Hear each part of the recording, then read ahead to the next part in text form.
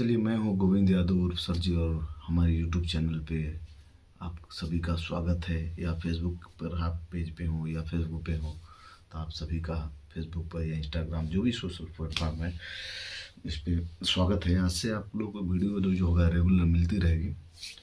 अभी हम लोग बात करेंगे, एक हत्याकांड हुआ है देवरिया ज़िला में। वो मेरे गांव से लगभग 15 किलोमीटर दूरी पे है। गांव का नाम जो है, जहाँ घटना हुआ है, बेहरा डाबर, जो कि ये भी सोशल मीडिया के द्वारा और जान पहचान के लोगों से हमने प्राप्त किया है। और इसमें जो है अवधेश बेहरा डाबर में जो है ये घटना हुई है कि एक लड़की 12 वर्ष की, जिसका नाम अनुष्का यादव है, उसकी जो है बड़ी निर्मम तरीके से हत्या कर दी जाती है। और हत्या करने वाला जो होता है, बाद में पुलिस के द्वारा शिनाख्त होता है कि सगा ही मामा होता है। वास्तव में जो हमारे पास डाटा है, हमने रिकॉर्ड रखा है। पता सोशल मीडिया का इसका कोई कुछ गलत हो भी सकता है लेकिन नाम में, लेकिन ये घटना सही है, सत्य है एकदम। और ये ग्राम भटनी देवरिया में, देवरिया ज़िला में, उत्तर प्रदेश में जो कि स्थित है। और यहाँ की ये घटना है। और ये ग्राम भरे चौराहा जो भटनी से लगभग 10 किलोमीटर के अंदर में ही आता है। और वहाँ की ये घटना है, जहाँ के और जो दूसरा गांव है बेहरा डाबर, जो भरे चौराहा से मात्र 3 किलोमीटर या 4 किलोमीटर 5 किलोमीटर के अंदर में ही है। और ग्राम भरे चौराहा के अवधेश यादव जी का मामा घर है बेहरा डाबर, शेषनाथ यादव जी के यहाँ। तो शेषनाथ यादव और उनकी पत्नी जो है सविता देवी जो है, जो कि अभियुक्त हैं इस मामले में। अब उनको पकड़ हो चुकी है और शासन प्रशासन ने उनको शिनाख्त कर लिया है और जनता के बीच में उसको पेश कर दिया है। और यह सबसे सच्चाई घटना है। तो हम लोग यहाँ उसी बात को लेके चर्चा करेंगे कि कैसे ये घटना हो गई और ये घटना होना कितनी बड़ी बात है या कितनी खतरनाक हम लोग की सोच है या यूट्यूब। अब वहाँ पे पता चला है अवधेश यादव, एक बार घटना को हम कह देते हैं, उसके बाद चर्चा होती रहेगी कि भरे चौराहा के अवधेश यादव की पत्नी जो है अपनी बेटी को लेके अवधेश यादव अपने मामा के यहाँ उसको भेजे थे। लड़की को 12 वर्ष की उम्र थी। और वहाँ पे बेहरा डाबर में जो है, बेहरा डाबर में आपका वो अपने वहाँ रिश्तेदार की शादी था। और उसी रात को जो है और शेषनाथ यादव और उनकी पत्नी सविता यादव, जो कि शेषनाथ यादव का जो एक लड़का है संजय यादव, जो कि मानसिक रूप से बीमार रहता है, तो उन्होंने यूट्यूब के माध्यम से, देखिए सोशल मीडिया यूट्यूब के माध्यम से उन्होंने ये देखा कि किसी ने तांत्रिक ने का चैनल सब्सक्राइब किया या उनको वीडियो देखा, और जैसे वो बताया कि कोई मानसिक रूप से लड़का अगर बीमार होता है तो आप उसको एक नर बलि दिया जाए, ऐसे करके प्रेरित किया होगा। और इस जो है बेहरा डाबर के यादव परिवार के जो शेषनाथ यादव हैं, और वो भी मान जाते हैं। और पत्नी और बलि का बकरा जो है, यह बलि यहाँ पे अवधेश यादव की बलि जो है अवधेश यादव के बेटी को 12 साल के दिया। होता ही है कि 12 ये तांत्रिक के चक्कर में जो है बेहरा डाबर के शेषनाथ यादव जी का परिवार जो है ऐसा कर गुजरा है और लड़की की मौत हो चुकी है। और यह भी पता चला है कि उस रात को, शादी के दिन हत्या करने के बाद भी जो अभियुक्त शेषनाथ यादव है, वो पूरे शादी में 10 से 11 बजे तक न्योता भी लिखा। न्योता बोलते हैं जिसमें जो भी पैसे वैसे लाते हैं लोग, या न्योता, उसको लिखा जाता है। तो और पूरे गांव में खलबली बच गई। 11 बजे, 5 बजे शाम से ही लड़की गायब थी। और वो क्या है कि जो शेषनाथ यादव बेहरा डाबर है, वो अपने पास के पुराने घर में भाई का या जेठ का घर का ले जाता है और वहाँ पत्नी के साथ, सविता के साथ, और वहाँ पे अनुष्का को बहला फुसला के और वहाँ पे उसको बलि दे देते हैं चाकू से। बाद में चाकू बरामद किया होता रहे, खून से लथपथ 2 चाकू जो भी है प्रशासन ने उसको बरामद किया। उसके बाद से वहाँ पे वो लोग आके न्योता भी लिखे, शादी में भी सम्मिलित रहे। और वह वो जो बॉडी है अनुष्का यादव का, पास से 200 मीटर दूर ले जाके एक मक्का का खेत है, उसमें ले जाके उस बॉडी को, डेड बॉडी को डाल दी जाती है।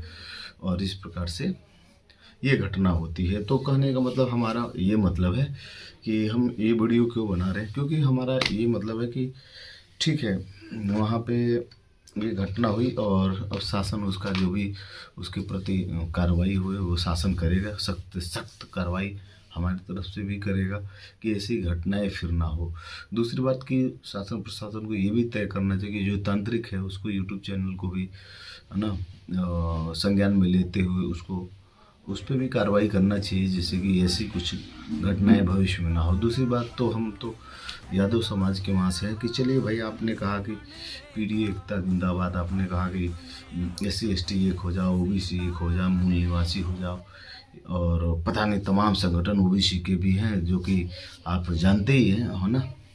तो हम ये कह रहे हैं कि चलिए पार्टी, किसी भी पार्टी का आप मानते हैं, ठीक है, पार्टी के लिए आपने बात किया या पार्टी के लिए आपने माना, तो हमारे कहने का मतलब ये है कि आप किसी भी पार्टी को मानते हैं तो क्या, जैसे हरिजन समाज के लोग SC ST में जो हैं, SC में है, हरिजन समाज के लोग हैं, जैसे मूल निवासी करके चलाते हैं, या बाबा साहब भीमराव अम्बेडकर के, या बामसे बामने के रूप में, और तमाम नाम से जो भी है उनके संगठन है, उसके हिसाब से वो क्या करते हैं कि लोगों तक अपने लोगों, मतलब अगर हरिजन समाज या चमार समाज के लोग जो हैं अपने लोगों के पास जो है जाते हैं और उनसे ये बात कहते हैं कि भाई साहब, आप लोगों को इस समाज के लोगों से या पूजन नहीं करवाना है, या शादी विवाह में उनको नहीं बुलाना है, या अपने खुद ही पंडित बनना है, ठीक है, या आप बौद्ध धर्म स्वीकार कर लो, या ये अपने ही खुद ब्राह्मण पंडित बन जाओ, पुजारी बन जाओ, ठीक है। तो ये सब चीज़ें करके वो मोटिवेट करते हैं, जिससे कि तमाम उनके समाज में ऐसी घटनाएं जो है कम से कम तांत्र विद्रोह वाली तो खत्म हो गई है। दूसरी बात, यादव समाज का चलिए भाई, पार्टी ठीक है, जिस भी यादव समाज बाहुल्य क्षेत्र है, हर जगह है यादवों की संख्या है, लेकिन यादव समाज जो है अब ऐसा कोई संगठन चलाएगा चट्टी चौराहे पे, या सामाजिक एक न्याय के लिए या सामाजिक जागरूकता के लिए, जिससे कि ऐसी घटनाएं ना हो, जो हमारे लोग हों, जैसे यादों में पढ़े लिखे, देखिए पढ़े लिखा होना, बुद्धिजीवी होना, दोनों में बहुत अंतर है। और तो इसलिए जो यादव समाज के लोग हैं, हम तो यही कहेंगे कि एक संगठन थोड़ा सा बने अपने गांव स्तर पे, और जो केवल यादव परिवार के घर में जाए और उनको समझाएं कि भाई साहब, आप ऐसे तंत्र विद्या या इन लोगों से सावधान रहें, ऐसे लोगों से आपका उन्नति नहीं होगा। तो ऐसे संगठन यादव समाज को चलाना चाहिए और करना चाहिए, नहीं तो क्या पता कोई और अनुष्का बलि का बकरा बन जाए, तो फिर क्या, धरना प्रदर्शन से तो कुछ होगा नहीं, ठीक है। दूसरी बात ये है कि दूसरे के कहने पे वो परिवार आखिर में माना क्यों, तो कहीं ना कहीं है उस परिवार में अशिक्षा, बौद्धिक कमी। तो बौद्धिक कमी कैसे दूर होगी, मान ली अशिक्षा कैसे दूर होगी, तो शिक्षा आपको स्कूल लेवल पे सरकार को ये चाहिए कि ठीक है, जो भी घटना था सरकार ने उसको संज्ञान में लिया और उसकी जांच हुई और अभियुक्त पकड़ा गया, जो भी अपराधी था, खैर उसको सज़ा भी मिलेगी। अब दूसरी बात ये है कि वहाँ पे कहीं ना कहीं कि दूसरे की बातों पे लोग क्यों विश्वास करते हैं, क्योंकि जब वो चीज़ नहीं जानते हैं तो लोग दूसरे की बातों पे ज़रूर विश्वास करते हैं। तो हमको ये कहना है कि वहाँ पे क्यों नहीं हम लोग ऐसा पढ़ाई पे ध्यान दें, ज़्यादा से ज़्यादा पढ़ाई पे। ऐसा नहीं कि हमारा बच्चा 12 में पढ़ रहा है, एडमिशन करा दिए हैं, एडमिशन कराने पर और ऐसा करने पे केवल आपको डिग्री मिलती है ना। इसलिए आप लोग स्वयं अपने अपने बच्चों को पहले जितना अंत हो, पहले तो अपने लड़खड़ाएं और पढ़ें और अपने बच्चों को ज़रूर पढ़ाएं। और दूसरी बात ये है कि सभी कम से कम जो है बुद्धिजीवी बने, और कम पढ़े लिखे भी हों लेकिन बुद्धिजीवी हो, और ऐसी घटनाएं ये जोड़ के रख देती है समाज में।